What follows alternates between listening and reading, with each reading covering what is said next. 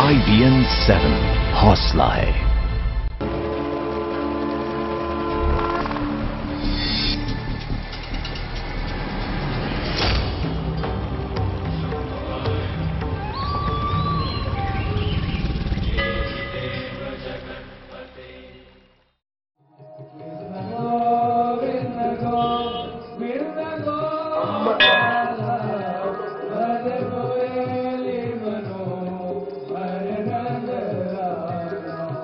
नमस्कार, स्वागत है आपका इलाहाबाद के संगम तट से हमारी विशेष पेशकश कल्पवास में।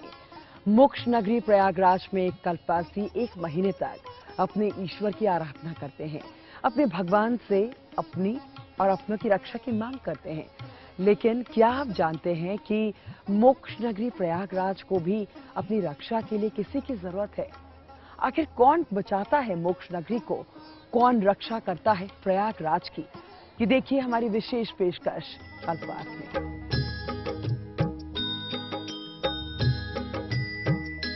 श्रीमन्नारायण नारायण हरि हरि, श्रीमन्नारायण नारायण हरि हरि, श्रीमन्नारायण नारायण हरि हरि, श्रीमन्नारायण नारायण हरि हरि। मोक्ष नगरी प्रयाग में संगम तट पर लगा कल्पवासियों का माघ मेला पूरे शबाब पर है।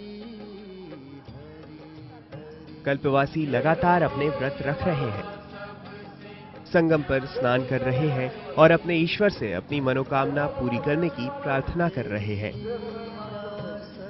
उसी संगम तट के चारों ओर विराजित है प्रयाग के रक्षक कहे जाने वाले 12 माधव।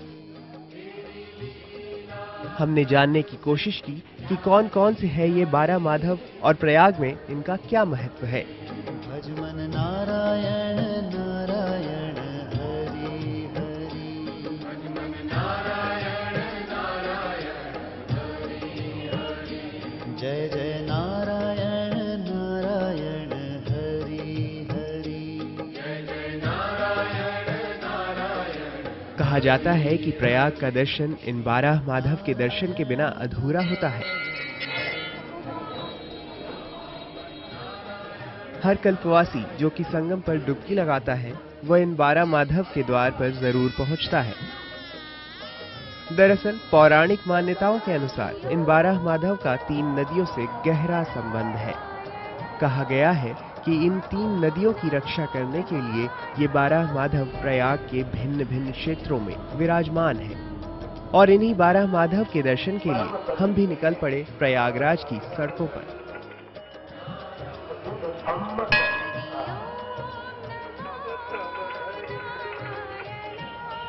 इस सफर की शुरुआत हमने की सबसे ज्यादा प्रधान माने जाने वाले वेणी माधव मंदिर से।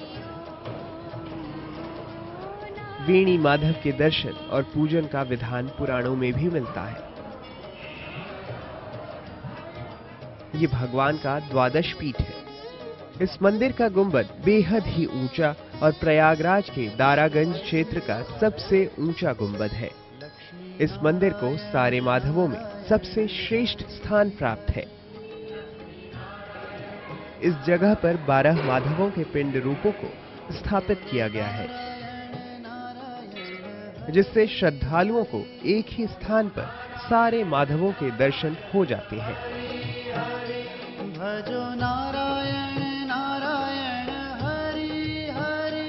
मैं हमेशा यहाँ भगवान श्री वेणी माधव के दर्शन करने आता हूँ और जब भी मैं भगवान श्री वेणी माधव से सच्चे मन से जो भी मांगता हूँ वो जरूर पूर्ण करते हैं। और मेरा ये सभी भक्तों के को संदेश है कि आप भी यहाँ सच्चे हृदय से आएं और भगवान श्री वेणी माधव के सामने हाथ जोड़ करके जो भी मनोकामना है वो मांगे, वो अवश्य ही पूर्ण करेंगे। देखिए ऐसा है कि आज मैं जो भी हूँ और जैसा भी हूँ सब माधव जी की दया से हूँ। और देखिए श्रद्धा लोगों की है, लोग आते हैं, सीधी सी बात है उनकी इच्छाएं पूरी होती हैं। और माधव जी जो है वो प्रयाग के रक्षक हैं और प्रयाग में जो भी आता है और जो भी मन्नत मांगता है माधव जी सबकी रक्षा करते हैं। जो भी हमारे ऊपर संकट आता है हम माधव का नाम ही लेते हैं, हमारा दूर हो जाता है। हाँ, 40 साल मेरी शादी हुए हो गया। पहले तो नहीं निकलते थे, कभी कदा निकलते थे, अब डेली आते। प्रयाग में वेणी माधव के अतिरिक्त बाकी माधव इस तरह की उचित अवस्था में नहीं है जैसे कि वेणी माधव मंदिर है। लेकिन इस बात से इस नगरी के 12 माधवों का महत्व कम नहीं हो जाता। इन 12 माधवों की स्थापना के पीछे भी एक पौराणिक मान्यता है। गजकर्ण नाम का राक्षस था त्रेता युग में, उसने गंगा यमुना सरस्वती तीनों की धाराओं को सुखा दिया है। और प्रयाग की महिमा चल रही थी, माघ मेला चल रहा था, तो जनता नहाने को खड़ी थी। पता चला देखते देखते सारी की सारी जो है नदियाँ सूख गईं। तब भगवान ने तादिन था सो मंगलवारा जादिन पगु प्रयाग पगु धारा, मंगलवार का दिन था। तब भगवान माधव जी शंख चक्र गदा पद्म लेके आए और मंगल को और बुधवार को 2 दिन से युद्ध किया। बृहस्पतिवार को उसको मार करके गंगा यमुना सरस्वती धाराओं को मुक्त किया। सरस्वती को हजम कर चुका था, सरस्वती दिखाई नहीं पड़ती। और यमुना जी उसकी सिराओं में ब्लड में बह रही थी, खून में। इसलिए यमुना जी का जल गर्म होता है और यमुना जी गंगा जी का ठंडा होता है। जब मूल त्रिवेणी में जाओगे तो तुमको एक पैर गर्म लगेगा, एक पैर ठंडा होगा। पौराणिक मान्यताओं के अनुसार शक्तिशाली दानव गजकर्ण एक त्वचा रोग से ग्रसित था। नारद के कहने पर गजकर्ण ने गंगा, जमुना और सरस्वती नदी के त्रिवेणी संगम में स्नान किया। इस स्नान के बाद दानव गजकर्ण की त्वचा की बीमारी दूर हो गई। गजकर्ण को लगा कि जब इन तीनों नदियों का पानी इतना पवित्र और निर्मल है तो आम मनुष्य के किस काम का। और यही वजह है कि गजकर्ण ने तीनों नदियों का पानी पी लिया। तीनों नदियों के सूख जाने के बाद पूरे ब्रह्मांड में त्राहिमाम मचने लगा।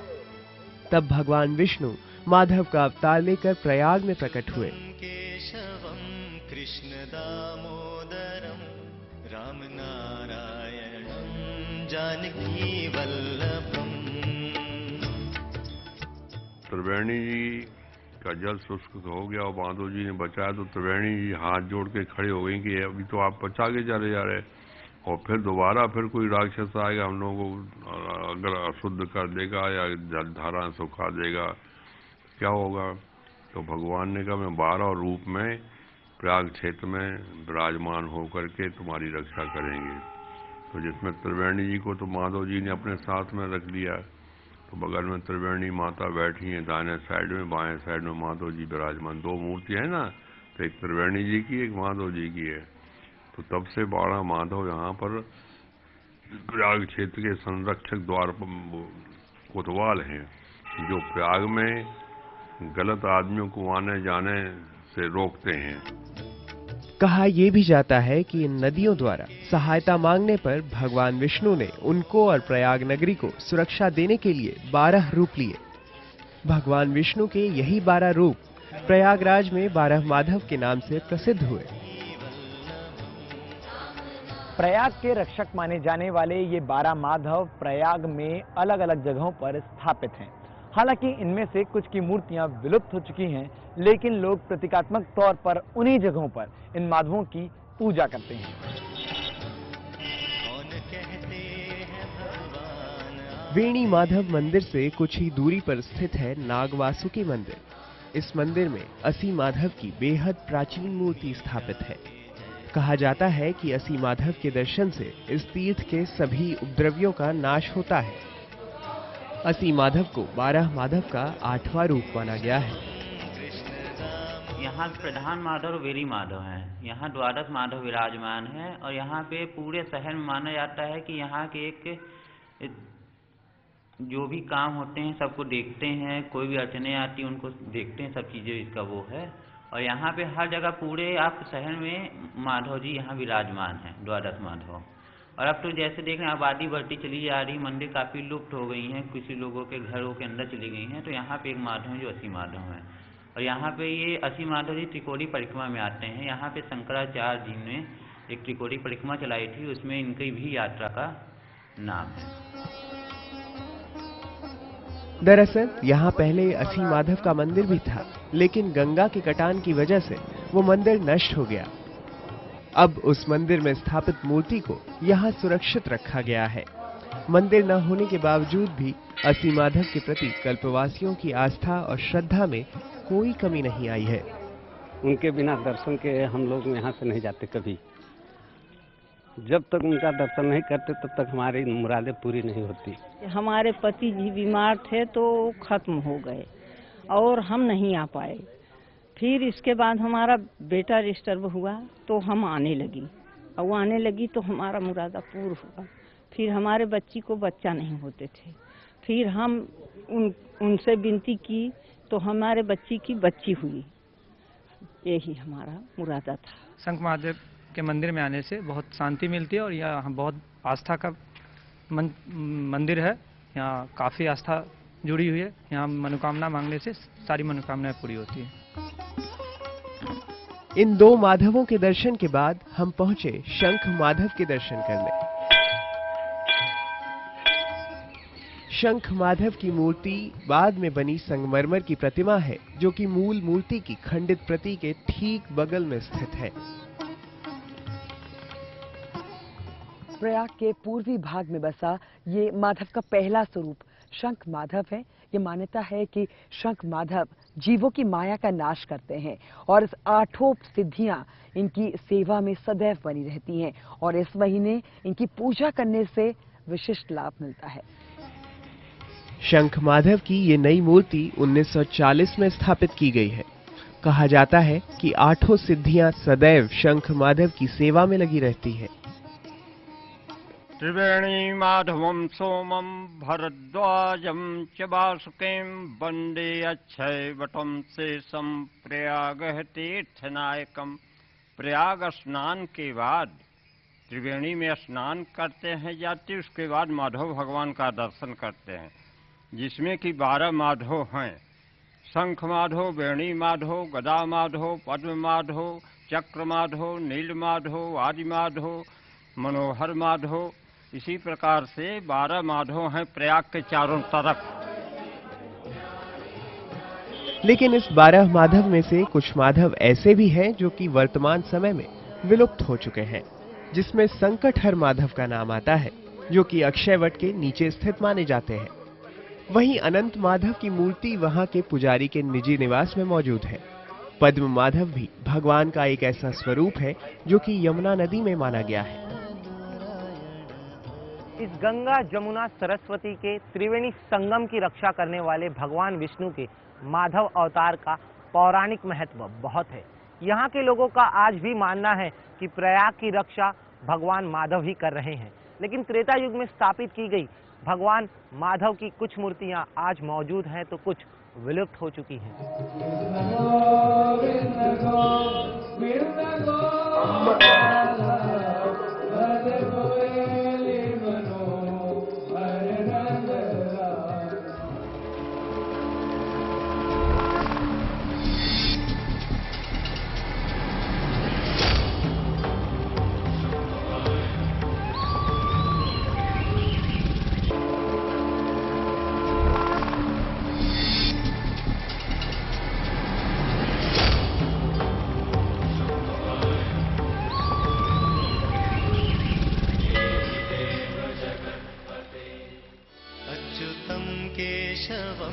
कृष्ण दामोदरम राम नारायणं जानकी वल्लभम।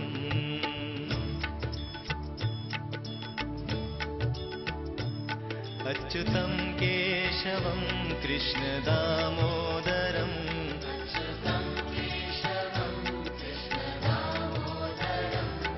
राम नारायणं जानकी वल्लभम।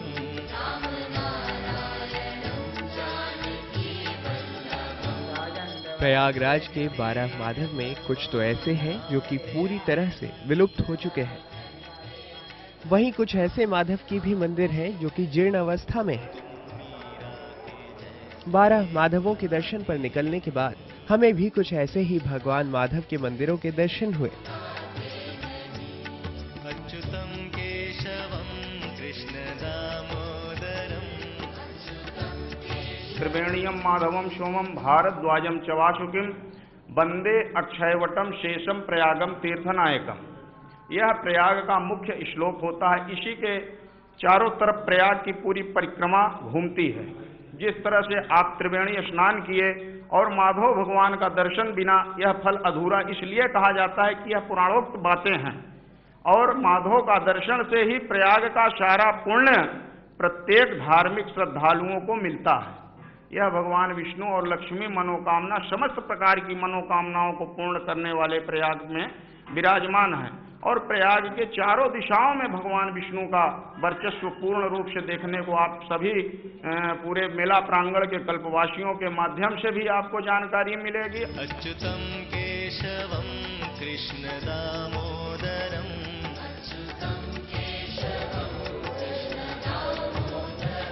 संगम नगरी इलाहाबाद में अब हम आदि माधव के दर्शन करने पहुंचे।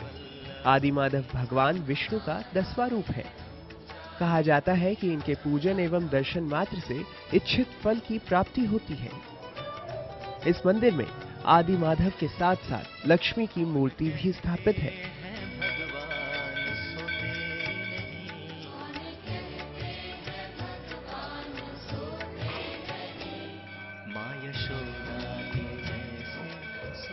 हमारे जो प्रयाग ये किला है, किला बना है ना, उसमें अक्षय बटा है और दक्षिण पश्चिम दक्षिण या उत्तर कोण में ठाकुर जी विराजमान है। ठीक है, यहाँ से क्या भगवान सारे लोगों की मान्यताएं पूरी होती है?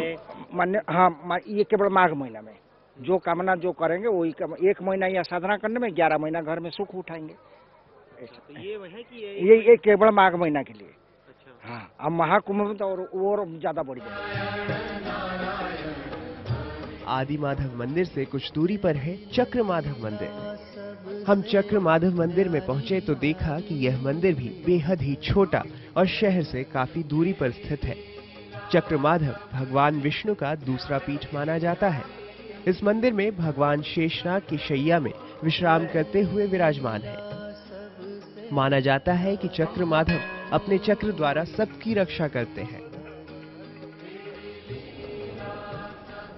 मनोहर माधव प्रयाग क्षेत्र में भगवान का वह मंदिर है जहां माधव जी अपनी पत्नी और मां लक्ष्मी के साथ विराजमान हैं। वहीं अनंत माधव की मूर्ति भी उनके पुजारी के निजी निवास में मौजूद है। गदा माधव भगवान का वह स्थान है जहां भगवान की कोई मूर्ति नहीं है, लेकिन पौराणिक मान्यताओं के आधार पर यहाँ पूजा की जाती है। 12 माधव के सफर के सबसे अंतिम पड़ाव में हम पहुंचे संगम किनारे उस जगह पर जहां गंगा, यमुना और सरस्वती का संगम होता है। पौराणिक मान्यताओं के अनुसार ठीक इसी जगह पर विष्णु माधव विराजते हैं। वहीं बिंदु माधव संगम के ही पास द्रौपदी घाट पर मौजूद है। 12 माधवों के इस सफर पर हमने ये जाना कि प्रयाग की रक्षा कर रहे ये 12 माधव कल्पवासियों के लिए कितना महत्व रखते हैं। प्रयागराज के प्रथम पूज्य में माने जाने वाले इन 12 माधवों को वैष्णव संप्रदाय के कल्पवासी जरूर पूजते हैं।